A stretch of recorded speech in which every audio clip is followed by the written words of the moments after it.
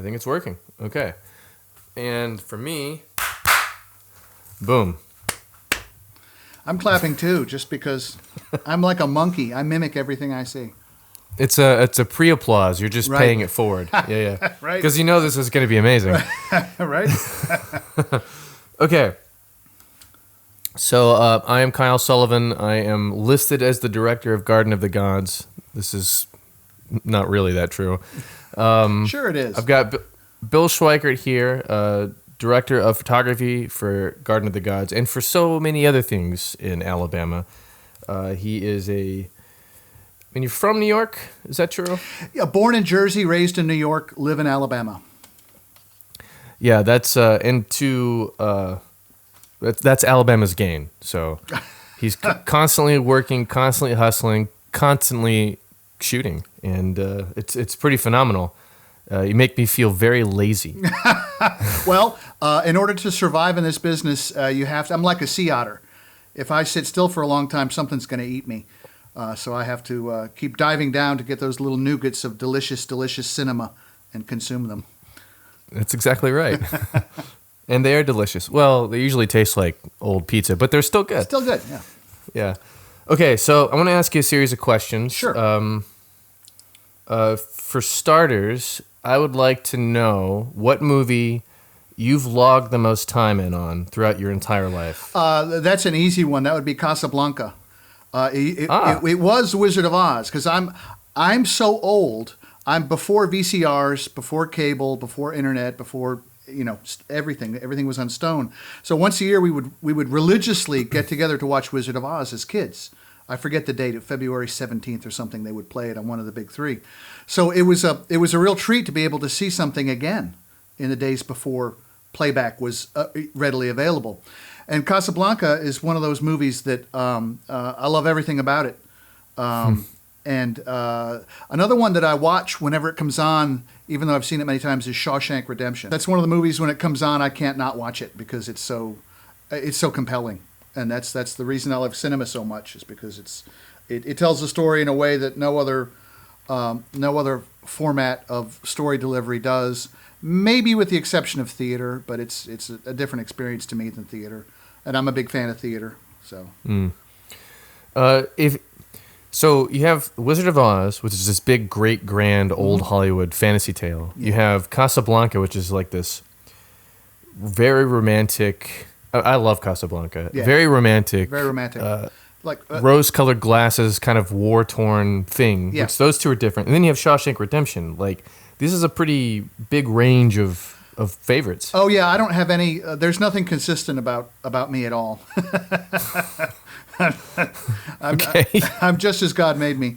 I'm a big sci-fi, science fiction fan and a big horror fan, but except for Blade Runner, there aren't many of those movies that I go back and watch over and over again, like some of the classics, like Casablanca or Wizard of Oz. It reminds me, I need to rewatch Casablanca. Yeah. So, talking about Garden of the Gods, what day was a favorite shoot day for you, and why? For me, I guess the favorite shoot day was the party scene, even though it was physically the most uncomfortable. For me, I got quite cold. I couldn't believe how good-natured the extras were. They were impossibly good-natured. You guys did a great job organizing the whole shoot, but especially with the extras, because a scene like that doesn't work if you've got 4 people. Mm-hmm. You guys had 24 people, or however many you had. It worked, and Mongo did a great job wrangling them. Chad did a great job of sometimes being in the scene. I want all the crew to wear that Day of the Dead chalk face stuff. But that was my favorite because it worked so well, and there were so many things that could go wrong. And that's the one of the exciting things about filmmaking, is that when it goes right, it's kind of amazing. And you guys did a really good job of assembling a crew. We had a really big crew that was capable, and they weren't just capable; they were good-natured. I've worked with a lot of people that are not good-natured, and if you're not good-natured in this business, why are you in this business? Is my thought on that. And everybody was great. Everybody did a great job, and I thought that the images that we got looked really good. There were some challenges with some blocking. Because you could, and there were challenges. We knew there were going to be challenges with blocking because this film was shot in a very, very deliberate way, geometry wise, like something like Hitchcock would do. So that made it tricky, but that's half of the fun of it is the challenge of figuring out how to make all this stuff work. And I was very pleased with how well the lighting worked, because the lighting was incredible. Lighting a big area on a small budget. I can't tell you how many times I'll see on a site, on a No Film School or Film Thread or something, people talk about, I've got an outside scene to shoot at night. What kind of airy sky panels should I get? And what kind of lit? It's like, well, if you have the money, then yes. But we had paper lanterns above our paper lanterns, and I've done that many times before, and it worked really well. And the Red is a noisy camera. It's not a camera that sees into the dark like a lot of more modern cameras, which is fine, but it's still an amazing camera, and they make a special optical low-pass filter for that camera for night scenes, which is what we used. So I was just very happy with how everything worked out. And it's always hilarious to see Mongo as a first AD. For anybody that doesn't know, Hey. Mongo been a grip for many, many years, and he's a great first AD because he knows exactly how all the machinery works. And by machinery, I mean people and machinery, of course. I think that's a point of advice to take for anyone who wants to organize a shoot is like find yourself an experienced grip and enlist him as an AD, because he knew about all the parts that I couldn't have guessed at. Yep. And he kept the whip at our backs, and it was perfect. Yes. Without being without nagging. You know, a lot of first ADs aren't in that. It's like, guys, we know we only have X number of minutes to get the shot. You reminding me of that doesn't help. You asking what we need to do to make it happen helps. And Mongo didn't even have to ask. He was doing it. Yeah, it was remarkable. Yeah. I think. Then the actors being as good as they were helped too. Our lead actors.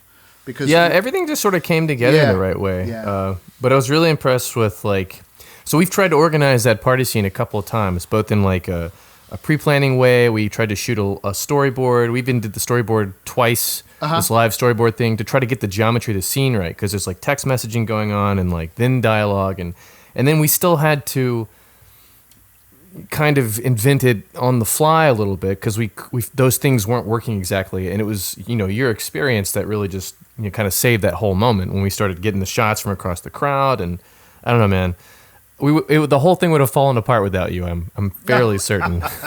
I appreciate that, but like I said, you put a really good crew together, and really technically, I was more worried about the crowd scene, but actually the wall scene was technically just as challenging. And then the streetlight gag, and again, which worked great. All of these things are a bigger challenge at a lower budget level, right? Because if one thing doesn't work, the whole thing doesn't work. And you hired a mason to build a wall, and we had the space that worked to build the wall, and the streetlight gag worked. Nobody called the cops on us. Excuse me. It was great. That was very nice. I guess that leads me to my third question about the shooting, about the wall in particular, and how you had to vary up a whole bunch of different abstract shots for that, and just the space we were shooting in was so small. I guess if you don't mind talking about some of the challenges in regards to that. Well, sure. The advantage you have after doing something for decades is that you know how things are going to translate. And I've been looking through lenses for over 50 years. I've been a photographer since I was 10 years old, and so even without the app or even without looking through a lens, you can pre-visualize in your head. I was a large format photographer, and you really have to work at pre-visualizing to reduce the amount of time you're carrying around a lot of very heavy machinery. And so I'm a huge fan of Poe, and I'm a fan of all of the cheesy Poe versions of Poe's films that were made way back. Vincent Price. Yes, yes. And that's all campy, big old studio stuff, but it's effective. And I'm a huge fan of Billy Wilder saying there's no such thing as good or bad filmmaking. There's only effective and more or less effective filmmaking. And exactly. So when we were looking at how the cinder blocks lined up, and we had the actual mason there to tell us how they would and wouldn't work, and how we were going to handle the very top of the wall, and the last that great shot at the end with the one block, and and all of that. Well, also we had Steve Ashley on the lighting crew, who knows lighting. He doesn't have to think about it, or doesn't have to plan it in the way that a lot of people have to. We had a lot of hardware to work with, a lot of lighting hardware. And so really it was, even though the space was small, it was small in the way that it was already art departmented. It was already set dressed to a large degree. So it was our challenge. It's always easier for me to figure out how to get the camera and the lights to work in a space that already looks good than to have more space to work with camera and lights and then worry about how to make it look good. Because that always, especially in the low budget world, takes more time to art department something to make it look effective. I shouldn't say good, effective, than the camera and lighting making that effective. So it worked really well, and we shot with my red cinema lenses, and we've got that crazy the wide Duclos modified Tokina 11-16, which is an amazing lens, and we've got the crazy snorkel lens, the Leo macro snorkel. And the Dana dolly, and all that stuff works really well, because with the Dana dolly you can get moves, super smooth moves. I'm a huge fan of smooth moves in a small space, and we did. And the actors accommodated very well, because when they were walking down that strange descending hallway, they were right up against the camera, and they knew how to do that effectively. Mm-hmm. So. It was a fun couple of days with that brick wall. Having an actual mason. Yeah.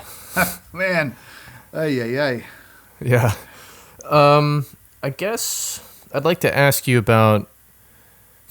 I know you've shot a whole bunch of different kinds of stuff over the years you've been shooting. This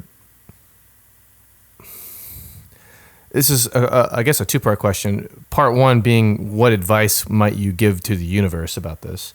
But part two being films in this vein, when you're at the lowest budget, when you're trying to get the most bang for your buck. And everything worked well for us, I believe. Good crew, lots of gear. It did work. Right amount of experience. Yeah. But if anything was going to fall off the rails for us, what would it have been? And does that translate to general advice for anyone shooting at this level or lower? Yes, audio. Audio is always... Because if the camera, if the images aren't working in the way that you wanted... if you can see the person, you can shoot on an iPhone, right? You can get in a picture. But if the audio isn't working, no one accepts that. So, and I've seen that ruin a lot of, make things more expensive and time consuming, because now you have to do ADR to get it to work properly. I worked with some guys in Philly, and they did a really smart thing. They hired me to shoot it, and they hired an honest to God sound person. Honest to God meaning expensive. With the hardware that you need. That's the main advice. Everything else is get actors that can deliver what you need them to deliver. I've seen it fall apart there, where the person is, yes, they have a look that works really, really well, but they're not delivering acting wise. Now your story isn't coming across, because isn't coming across in an effective manner. Other than that, hire people that are good natured, because it's gonna be a huge challenge, a huge pain in the butt. So you might as well have people around that are pleasant about it when they're digging a hole in the mud when it's 40 degrees and it's raining. It was that. It was a very cold shoot. It was very cold. It was very, thank God we weren't rained on the outside stuff, but it was very cold. So good, yeah. Hire people that are good natured. Yeah, because when 8 people are working together to solve a problem, it's a much different situation when it's 8 people. And it's like Oh, I'm camera. I'm not going to help sound. Oh, I'm art. I'm not going to help makeup. Oh, I'm the director. I'm not going to help move that sandbag. Right. As a friend of mine said, there's one job on the set, making a good product. And of course, on a bigger production, you don't want art department moving a microphone. You don't want the sound person moving an HMI. Of course you don't. But in the reality is on smaller budget projects, everything has to be moved. Everything has to work. And that's the interesting thing about filmmaking is it takes almost all the art forms and has them happen all at once, which is kind of amazing when it works. And it's like a super art. Yes. It's right down to sculpting. I mean, think about the blending of the mud to make the wall, the placing of the blocks, all of that, the makeup that the extras had on, the makeup that our lead actors had on. Everything. It worked really well because as you guys know, and a lot of independent filmmakers or anybody, not independent filmmakers, that's not a kind way to put it. It's 99% logistics and 1% magical thinking. It's not 99% magical thinking and 1% logistics. That planning, it goes a long way. And I'm doing a corporate project right now. I told the teleprompter operator, I said, have a plan B. And he used his plan. You have to have a plan B and a plan C and a plan D. You have to have something that you can make work right then. Because if it happens tomorrow, it's not going to help you. Mm-hmm. You have to have something that can work right then, or you're not moving. You're not producing. You're not achieving the goal. Exactly. If I had to pick one thing to plan more of for this shoot, it would have been taken. Lucas was our audio guy. Yeah. Maybe getting him inside the space in a couple of places to, on the days we went to look at the spaces before we even shot, just to have him have that in his head. But he still delivered perfect audio. It was still great audio. Yeah, exactly. A tech scout for audio, and typically all department heads, are in the space ahead of time, so they can say, "Oh, that won't work for light," or "That's a challenge I have to overcome for lighting. That's a challenge I have to overcome for sound. That's a challenge I have to overcome for catering." All those things are challenges to be overcome.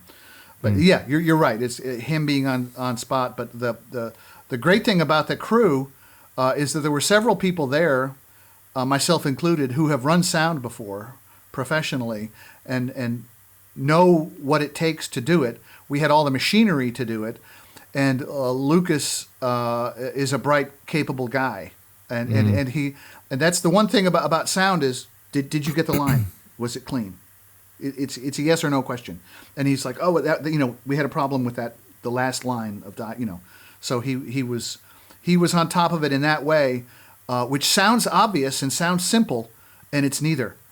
I can't tell you how many times I get back and go, "What? That sound isn't good. What was the person listening to when we were recording it?" For this setup, I have a nice microphone over my head and a camera in my laptop. So I guess my fifth and final question. I am going to ask you something non-film related. Sure. I am looking for the capital of Canada. Canada. America's hat. Yeah, America's hat, right. It's like living up above a great party that's going on downstairs. Great being the emphasis word. Winnipeg? I'll give you a hint. It begins with a vowel. Wow. I should know that because I've got a lot of friends from Canada. I'm drawing a complete blank. It is Ottawa. Ottawa. Ottawa. Hail Ottawa. Hail Ottawa. Gem of the ocean. Or is that Columbia? I don't know. I don't know.